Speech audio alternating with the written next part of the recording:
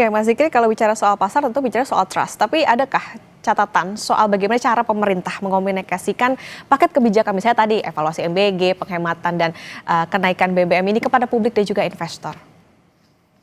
Ya, menurut saya komunikasi berbagai paket kebijakan ini oleh pemerintah sudah berjalan ya, dan mungkin menurut saya harus lebih diintensifkan. Kenapa? Karena pemerintah itu satu tidak cukup hanya bilang ada evaluasi anggaran, efisiensi belanja, terus misalnya kenaikan BBM, tapi kan publik dan investor tuh perlu tahu secara jelas gitu ya, penghematan yang berapa dialihkan kemana gitu ya, ke sektor prioritas apa, investasi apa, terus dampak konkretnya seperti apa. Jadi jangan sekedar ada apa prioritisasi gitu ya, tapi penghematannya pun perlu dialihkan ke belanja yang sama-sama produktif, bahkan lebih produktif gitu ya.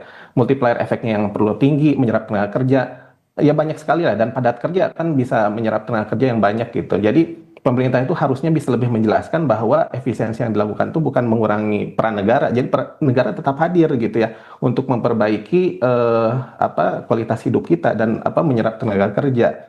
Jadi untuk kenaikan harga BBM non subsidi khususnya ya, kalau menurut saya pemerintah juga perlu menegaskan bahwa BBM bersubsidi ya lebih intensif sosialisasinya, bahwa Pertalite, solar subsidi itu tetap dijaga. Ini melindungi kelompok masyarakat yang lebih rentan.